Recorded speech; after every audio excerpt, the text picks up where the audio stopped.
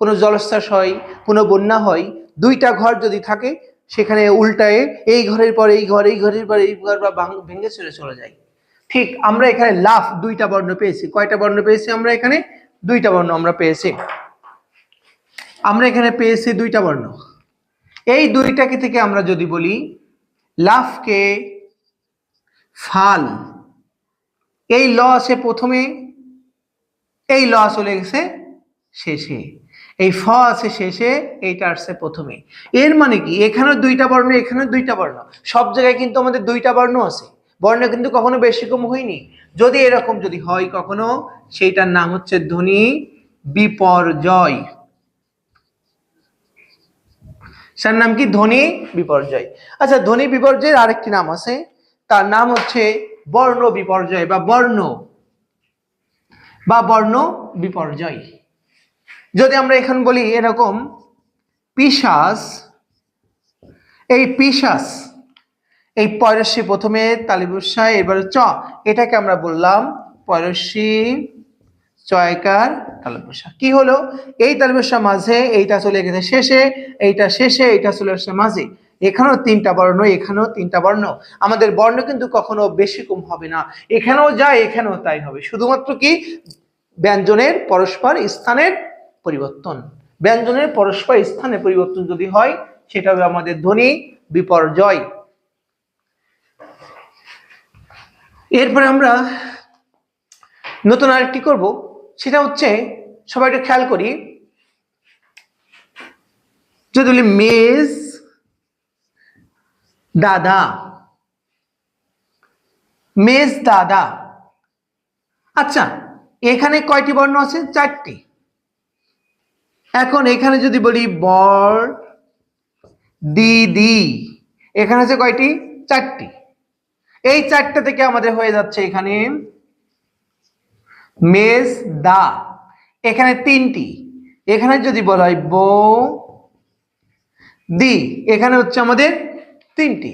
তাহলে এখানে চারটি তিনটি, চারটি তিনটি। কোন বর্ণ পরিবর্তন হচ্ছে? আমাদের কিন্তু এই দুইটা দ ছিল, এখানে একটা দ, এখানে দুইটা দ ছিল, একটা দ। তাহলে দ আমাদের পরিবর্তন হয়েছে। তাহলে একই সমব্যঞ্জনের ভিতরে একটা যদি কমে যায়, এই দুই চারটা ছিল, এখানে তিন, এখানে দুই, এখানে এক, এখানে দুই, এখানে এক, দুইটা সমব্যঞ্জনের ভিতরে যদি একটা যদি আমাদের কমে যায়, সেটার নামটা কি? ব্যঞ্জন চ্যুতি। তাহলে ব্যঞ্জন চ্যুতিটা কি?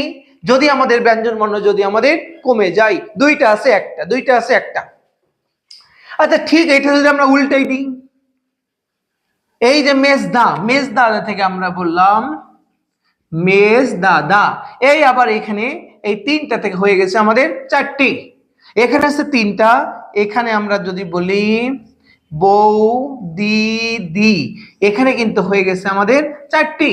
তাহলে এখানে তিনটা থেকে চারটি হয়ে যাচ্ছে, আমাদের কিন্তু বেড়ে গেল। এখানে যদি বেড়ে যায় এর নাম কি?